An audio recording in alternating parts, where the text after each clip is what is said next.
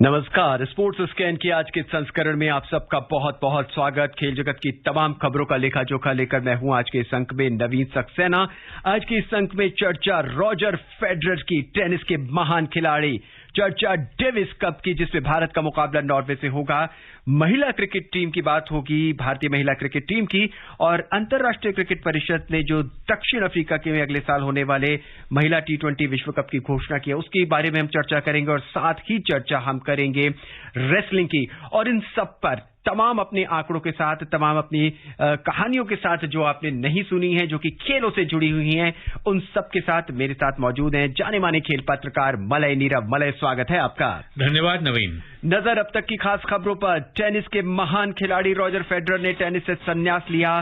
कहा अगले सप्ताह होने वाला लेवर कप उनके करियर का आखिरी ATP tournament. Davis cup 2022 tennis tournament में नॉर्वे में आज भारतीय टीम का मुकाबला नॉर्वे से। भारतीय महिला क्रिकेट टीम इंग्लैंड से T20 श्रृंखला हारी। और अंतर्राष्ट्रीय क्रिकेट परिषद ICC ने दक्षिण अफ्रीका में अगले साल होने वाले अंडर 19 महिला T20 विश्व कप के कार्यक्रम की घोषणा की।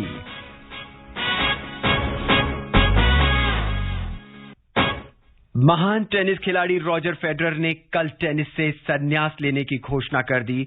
स्विट्जरलैंड के 41 साल के फेडरर ने ट्विटर पर कहा कि अगले सप्ताह होने वाला लेवर कप उनके करियर का आखिरी ATP टूर्नामेंट होगा। आज के इस कार्यक्रम में हम मलय से इस बारे में ढेर सारी चर्चा करेंगे, जानेंगे उनके बारे में कि क्या कुछ रहा उनका टेनिस टूर्नामेंट। और मलय उनके साथ काफी वक्त तक जुड़े भी हुए थे जब वो BBC में काम कर रहे थे। लेकिन टेनिस के इस महान खिलाड़ी के आंकड़ों पर सबसे पहले हम नजर डाल लेते हैं नीलम मलकानिया की इस रिपोर्ट के साथ। टेनिस के महान खिलाड़ी फेडरर के टेनिस की दुनिया से संन्यास लेने के बाद इनकी जीत के आंकड़े अब खेलों की किताबों में ही दिखाई देंगे। रॉजर फेडरर पुरुष सिंगल्स में 22 ग्रैंड स्लैम खिताब जीत चुके हैं। फेडरर ने करीब 2 दशक लंबे करियर में सबसे ज्यादा 8 बार विंबलडन का खिताब जीता था, जबकि सिर्फ एक बार फ्रेंच ओपन में उन्हें सफलता मिली थी। 1500 से ज्यादा मैच खेलने वाले फेडरर ने 2003 में 21 साल की उम्र में विंबलडन में अपना पहला ग्रैंड स्लैम खिताब जीता था। फेडरर ने अपने करियर में 103 ATP मुकाबले जीते। फेडरर पुरुष सिंगल्स में सबसे ज्यादा ग्रैंड स्लैम खिताब जीतने के मामले में तीसरे नंबर पर हैं। वो 20 ग्रैंड स्लैम जीतने वाले दुनिया के पहले खिलाड़ी बने थे।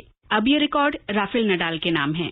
उन्होंने 22 ग्रैंड स्लैम खिताब जीते हैं। वहीं नोवाक जोकोविच के नाम 21 खिताब हैं। फेडरर ने 28 जनवरी 2018 को अपना आखिरी ग्रैंड स्लैम खिताब जीता था। तब उन्होंने खिताबी मुकाबले में क्रोएशिया के मारिन सिलिच को हराया था। फेडरर पिछले महीने सबसे ज्यादा कमाई करने वाले टेनिस खिलाड़ी बने थे। लगातार 17वें साल फेडरर ने ये कीर्तिमान हासिल किया था। नीलम Malkania, sports scan. Malay, tennis का एक महान खिलाड़ी। शायद ये साल जो है कहीं टेनिस के खिलाड़ियों के रिटायरमेंट का साल तो नहीं हो रहा। विलियम और उसके बाद फेडरर। देखिए, युग पुरुष बहुत कम होते हैं, खिलाड़ी तो अनेक होते हैं। और जिस खिलाड़ी के नाम से एक युग की पहचान होती है, वैसे खिलाड़ी भी बहुत कम होते हैं। तो 2000 में जब शताब्दी बदली, तो बदलती हुई शताब्दियों में जो खिलाड़ी संक्रमण काल में आया, जिसके नाम से शताब्दियां जानी जाएंगी, शताब्दियों तक हम उसको पहचानते रहेंगे, उनमें नाम है रॉजर फेडरर का। और आपने बहुत सही कहा सेरेना विलियम्स का, जिन्होंने कहा है कि फेडरर से बड़ा प्रेरणा का स्रोत उनके लिए भला क्या हो सकता है। देखिए, आंकड़े अपनी जगह हैं, रिकॉर्ड बनते हैं टूटने के लिए नवीन जी। रिकॉर्ड की बात हम न करें तो बेहतर है, लेकिन कुछ आंकड़े ऐसे होते हैं जो आंकड़ों की किताब में दब कर रह जाते हैं। हम सिर्फ ग्रैंड स्लैम के जीते हुए मैचों की बात करते हैं, कितने ग्रैंड स्लैम आपके पास। एक आंकड़ा मैं आपको देना चाहता हूं कि फेडरर ने ग्रैंड स्लैम मेन सिंगल्स के मेन मैचेस में अब तक सबसे ज्यादा मैच जीते हैं, 369, जबकि नडाल ने 313, जोकोविच ने 334। तो 334 को 369 तक ले जाते जोकोविच भले ही सफल हो भी जाएं, लेकिन महानतम बहुत हजारों साल जब नरगिस अपनी बेनुरी पे रोती है, बड़ी मुश्किल से होता है चमन में दीदावर पैदा। ये दीदावर रोज रोज पैदा नहीं होते। और मैं यहाँ पे, आपने मेरे को एक कहानीकार के रूप में भी प्रस्तुत करने को कहा है, तो एक कहानी बता दूं आपको। ये फेडरर वही फेडरर है जिसको जब गुस्सा आता था तो अपना जब रैकेट फेंकता था तो पर्दा फट जाता था। लोग कहते थे इसका कैसा गुस्सा है, ये क्यों नहीं कंट्रोल कर पाता है। जब छोटी उम्र में इनकी जो पत्नी हुई बाद में, वो भी टेनिस खिलाड़ी थी, उनको लेकर लोग गए दिखाने के, तो उनका कैसा आदमी है, इसको इतना गुस्सा क्यों आता है। एक बार इसके पिताजी ने इसको कहा कि अरे फेडरर, रॉजर देखो, अगर तुमने अपने गुस्से पर नियंत्रण नहीं किया तो मैं तुम्हें यहीं स्टेडियम में छोड़कर और चला जाऊंगा। तो उनको लगा कि मेरे पिताजी ऐसे ही मुझे धमकी दे रहे हैं। तो थोड़ी देर के बाद जब फेडरर ने देखा और उसको गुस्सा आया तो देखा कि पिताजी तो गायब हैं, वहां एक 5 फ्रैंक का सिक्का पड़ा है और बहुत दूर 1 घंटे का रास्ता था ट्राम से जाने के लिए। तो ये बेचारा सोचा कि हमारे पिताजी कहीं छुप गए होंगे, लड़का था तो उसको लगा कि छुप गए होंगे और हमें धमकी दे रहे हैं। बाहर निकल कर आया, देखा पिताजी नहीं है। गैराज में गया, पार्किंग में गया, वहां गाड़ी नहीं थी। जब गाड़ी नहीं थी तो उसको लगा कि ओहो, तो नाराज होकर चले गए। फिर उसने किसी तरह से उस फेडरर को हम लोग कहते हैं कि वापसी में और अपने स्नायु तंत्र पे, अपने नर्वस सिस्टम में कंट्रोल करने वाला, अपने गुस्से को नियंत्रण में करने वाला, जिसके घुटने का एक नहीं अनेक बार ऑपरेशन हुआ हो, और वो जब मैदान पर उतरता था आज भी, तो हर खिलाड़ी वो तकता रहता था कि कैसे क्या होगा। भले बेहतरीन खिलाड़ी वो रहे हैं, भले ही गुस्सैल खिलाड़ी रहे हो, लेकिन अपने इस 2 दशक का जो करियर था उसमें एक बार भी वो किसी भी कंट्रोवर्सी में नहीं उलझे, नहीं पड़े। यही मैं कह रहा था कि जो बचपन में उनका गुस्सा था, जो वो एक अजीब सी कुलबुलाहट कि कहते थे कि जिसको कहा जाए कि खिड़कियां दो खोल, आने दो उन्हें जो कुलबुलाते हैं, वो कुलबुलाहट खत्म हो गई। एक अजीब सी मैच्योरिटी आई, और मैच्योरिटी नहीं आती तो 36 वर्ष 10 महीने की आयु में एटीपी वर्ल्ड नंबर 1 बनना ये साधारण बात नहीं था। मरे नडाल का तेज तर्रार रफ्तार वाला गेम, जोकोविच का जानदार शॉट वाला गेम, और वहीं रॉजर फेडरर का तकनीक से भरा हुआ खेल जिसमें उनका बैकहैंड शायद हमेशा के लिए लोगों को याद रहेगा। देखिए, जो स्टाइल, जो शैली होती है टेनिस में, जो शैली और जो पावर, शैली और शक्ति का जो कॉम्बिनेशन होता है, ये कॉम्बिनेशन बहुत कम खिलाड़ियों में देखने को मिलता है। टेक्निकली परफेक्ट आप हो सकते हैं जी, आप बहुत मजबूत हाथ और टांगों वाले हो सकते हैं, आपके शॉट्स तेज तर्रार हो सकते हैं, आप जब खेलते हैं तो आजकल का टेनिस आप देखेंगे तो नेट के पास कोई नहीं जाता जी, लेकिन नेट के पास दौड़ा कर खेलना सिखाया बहुत लोगों को फेडरर ने। फेडरर का ही जमाना था कि नडाल और जोकोविच आए जी। जैसे हम कहते हैं ना, सचिन तेंदुलकर का जमाना था कि सौरव गांगुली और राहुल द्रविड़ आए, दुनिया के महानतम खिलाड़ी कई, रिकी पॉन्टिंग आए, कई लोग आए, वैसे ही इस जमाने में आए, लेकिन फेडरर जैसा कोई नहीं। एक अनोखा फेडरर, रॉजर फेडरर। और देखिए, पहला सेट हार गया, हार जाए, दूसरा हार जाए, फिर भी आपको ये नहीं मालूम है कि तीसरा, चौथा, 5वां जीत के जीत जाएगा। ट्रू। ये होती है रिसिलियंस, ये होती है ग्रिट, ये होती है डिटर्मिनेशन, ये होता है संकल्प, ये होता है वापसी करने का तरीका। और मले ऐसा उन्होंने सिर्फ एक बार नहीं किया, अनेक बार 1500 मैच उन्होंने खेले हैं, लेकिन उनके जीवन में उनको एक मलाल जरूर रहा होगा कि फ्रेंच ओपन वो सिर्फ एक बार जीत पाए। बिल्कुल, एक बार जीत पाए, ये भी बहुत बड़ी बात है। देखिए ना, अगर आप उनका देखें तो एक सीजन में 4 ग्रैंड स्लैम जीता उन्होंने, एक बार नहीं, 3 बार, 2006, 2007, 2009 और 5 बार खिताब 3 स्लैम्स में, विंबलडन, ऑस्ट्रेलियन ओपन और यूएस ओपन में। लेकिन फ्रेंच ओपन, क्ले कोर्ट, जिसके बादशाह राफेल नडाल हैं, हम जानते हैं, तो कहां क्ले कोर्ट, कहां ग्रास कोर्ट, कहां हार्ड कोर्ट। तो ये नहीं कह सकता कोई कि नाच न जाने आंगन टेढ़ा। आंगन कभी टेढ़ा नहीं रहा फेडरर के लिए। फेडरर को जिस कोर्ट पे उतार दो, उसी पे वो शानदार प्रदर्शन, उसी पे वो जो ठहरा हुआ एक अजीब सा, मतलब कभी न हर्ष न विषाद चेहरे पे। और आप देखिए कि जीत जब मिलती है तो भी, और ना मिले तो भी, एक समभाव से। मले पिछले कुछ महीनों से वो टेनिस नहीं खेल रहे हैं, उसके बावजूद भी वो टेनिस में सबसे ज्यादा कमाई करने वाले खिलाड़ी रहे हैं, और ये एक बार नहीं, 2 बार नहीं, 10 बार नहीं, 17 साल तक 17 साल तक कमाई जो की जी, उस कमाई से बड़ी कमाई है वो जो राफेल नडाल ने जी उनको जो अपनी तरफ से जो कहा, उसको अगर आप अपने श्रोताओं को बताएं। उन्होंने कहा, प्रिय रॉजर, मेरे मित्र और मेरे प्रतिद्वंदी, ये मेरे लिए बहुत सम्मान और मेरे लिए बहुत प्रिविलेज की बात थी कि मैं इतने सालों तक आपके साथ टेनिस खेला। ये कौन कह रहा है? राफेल नडाल कह रहा है। तो ये देखिए होती है महानता की पूछ। मैं जब और आप और हम जब कहते हैं महानतम, कहने से पहले सोचना पड़ता है, क्या आप महानतम कह सकते हैं? क्या आप कह सकते हैं कि ना भूतो न भविष्यति? किस आधार पर आप कहेंगे? कोई आधार नहीं है। आंकड़ों के आधार पर आप महानतम नहीं कह सकते किसी को।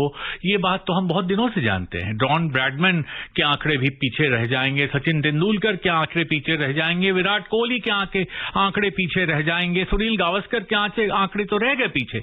लेकिन हम कहते हैं ना कि बिना हेलमेट लगाए जब सुनील गावस्कर खेलता था तब उसने जो करके दिखाया, वो अब के लोग क्या करके दिखाएंगे? भले जोकोविच से हम टेनिस के अंदर एस शॉट सीख सकते हैं, नडाल से हम तेज तर्रार क्ले कोर्ट पर भाग कर बॉल को पकड़ना सीख सकते हैं, और रॉजर फेडरर से उनका बैकहैंड और ड्रॉप शॉट, ये दो शॉट हैं वो मुझे आज भी याद है। And it was my favourite shot जब मैं उनको देखा। मैंने कहा ना कि नेट के पास खेलते हुए टेनिस का कोई बातूनी खिलाड़ी आपको दिखाई नहीं देगा। कोई जाता नहीं है, दोनों दो छोड़ पे खड़े रहते हैं, सिर्फ गेंद तेजी से मारते हैं, तेजी से आती है, तेजी से जाती है। लेकिन जो ड्रॉप शॉट्स इन्होंने खेले, और बैक हैंड तो ऐसा जैसे उनका वो फोरहैंड हो। बैक हैंड में जो कुशलता और जिस तरह से, जिस आसानी से, जिस सहजता से बैकहैंड सहजता से करने वाला बहुत खिलाड़ी देखा नहीं। मैंने बहुत लोगों को देखा है। मैं सन 1992 से खेल पत्रकारिता कर रहा हूं, 30 वर्ष हो गए, मैंने नहीं देखा किसी को इस तरह का बैकहैंड।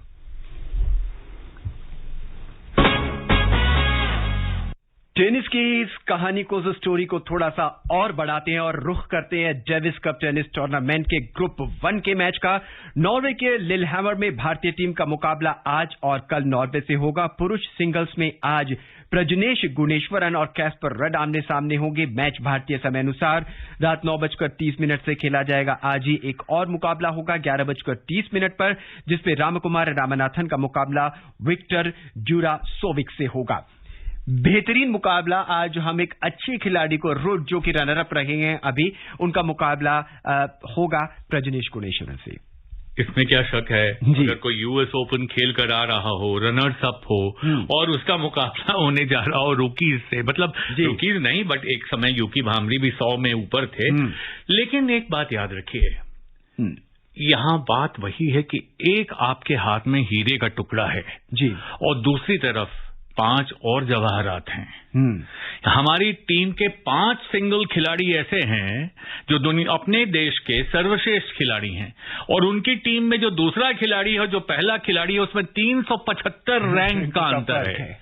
तो इसमें क्या होगा कहना बहुत मुश्किल है। लेकिन देखिए, एक कहावत है, आपने सुनी होगी कि अकेला चना भांड नहीं फोड़ सकता। लेकिन उसकी एक और आगे की कहावत है जो मैंने हरियाणा में पहली बार सुनी, कि अकेला चना भांड तो नहीं फोड़ सकता, लेकिन भूजने वाले की एक आंख फोड़ सकता है।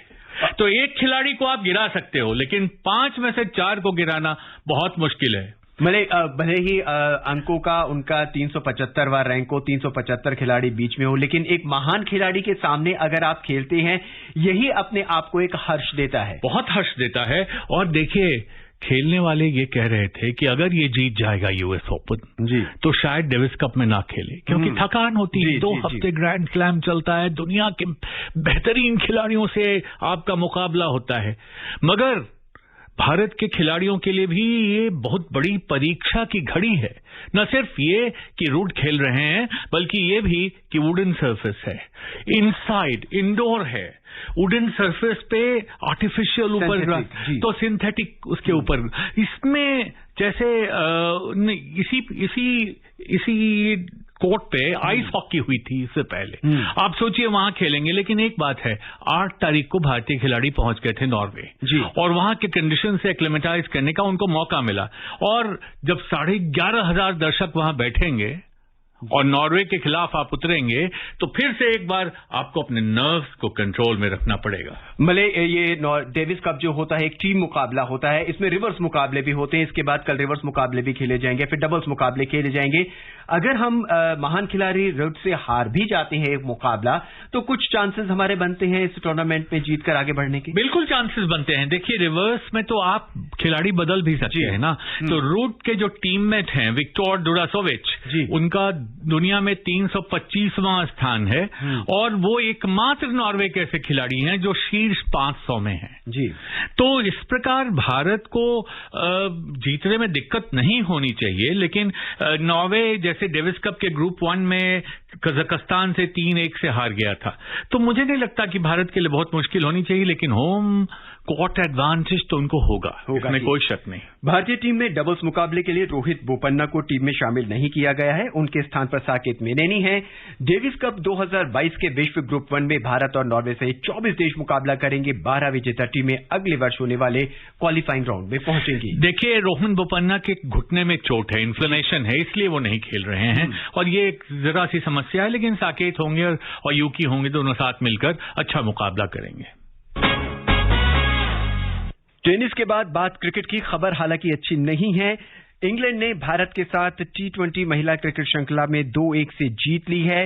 कल ब्रिस्टल में तीसरे और अंतिम मैच में उसने भारत को 7 विकेट से हराया और 123 रन का लक्ष्य 18 ओवर और 2 गेंद में हासिल कर लिया। कल जब हम चर्चा कर रहे थे, हम उम्मीद कर रहे थे कि भारतीय टीम अच्छा मुकाबला खेलेगी इंग्लैंड के साथ, लेकिन मतलब ठीक इसके विपरीत हुआ, चूक गई शायद भारतीय टीम। देखिए, मुझे हार का कोई गम न था, गम था तो बस यही कि जहां किश्ती डूबी बेरी वहां पानी बहुत कम था। तो अगर आप जीतते जीतते हारते तो भी कोई बात नहीं थी, मगर बल्लेबाजी में जिस तरह से भारत की टीम बिल्कुल पिछड़ गई, ताश के पत्तों की तरह बिखर गई और बेचारे गेंदबाजों ने बहुत कोशिश की टीम को उस उबारने की, लेकिन कर नहीं पाए। बहुत ही वैलिएंट एफर्ट जिसको कहते हैं भारतीय गेंदबाजों का रहा और कुछ कर नहीं पाए, खासकर क्योंकि भारत की जो बैटिंग थी वो इंग्लैंड की स्पिन बॉलिंग के सामने बिल्कुल चरमरा गई। सोफी एक्लेस्टन, सारा ग्लेन और बायरनी स्मिथ, इन तीनों ने 6 विकेट लिए। बताइए, स्पिन गेंदबाजों के सामने जब भारतीय टीम लड़खड़ा गई तो उसके बाद क्या कर सकते थे, और 18.2 ओवर में इंग्लैंड ने ये पूरा कर दिया लक्ष्य। तो इस प्रकार से भारतीय गेंदबाजों की मजबूत जिसको कहते हैं कंपटीशन के बावजूद भारत को हार का मुंह देखना पड़ा। सोफी एक्लेस्टन ने इंग्लैंड के लिए 3 विकेट लिए और उन्हें प्लेयर ऑफ द मैच घोषित किया गया। वहीं सोफिया डंकली को प्लेयर ऑफ द सीरीज चुना गया। दोनों टीमों के बीच चीनी दिवसीय मैचों की श्रृंखला रविवार से खेली जाएगी। और अब बात कुश्ती की। विश्व चैंपियनशिप में भारत की स्वर्ण पदक जीतने की उम्मीदें खत्म हो गई हैं। रवि दहिया हार गए हैं गुलमोजोन अब्दुल्ला से। देखिए, बड़ी भारी उम्मीद थी रवि दहिया से। सब लोग कह रहे थे कि रवि दहिया जीतेंगे, और क्योंकि जो 2021 में जो वो ओलंपिक सिल्वर मेडलिस्ट थे, उसके बाद सिर्फ 1 मैच वो हारे थे। 3 बार के एशियाई चैंपियन रवि दहिया, एकदम पक्का लग रहा था कि इस बार जीतेंगे ही जीतेंगे, मगर ये हो न सका और उन्हें हार का मुंह देखना पड़ा। तो भारत के लिए जबरदस्त झटका। एक तो महिला टीम में भी विनेश फोगाट के अलावा एक भी कोई पहलवान कुछ खास नहीं कर पाया। तो रेसलिंग में ये जो पूरी चैंपियनशिप है, इसमें भारत का प्रदर्शन बहुत निराशाजनक रहा, इसमें कोई शक नहीं। और मले जबकि हमें अपने पहलवानों से लगातार उम्मीदें रही हैं, और विशेषकर रवि दहिया, वो उनसे तो हमेशा बंधी हुई थी जब से उन्होंने ओलंपिक में रजत पदक जीता था। इसमें कोई शक नहीं कि रवि दहिया, कल भी अगर आप मुझसे पूछते कि आपको एकमात्र पहलवान कौन ऐसा है, तो शायद मैं बजरंग पुनिया के पहले रवि दहिया का नाम लेता, लेकिन आज रवि दहिया ने निराश किया है।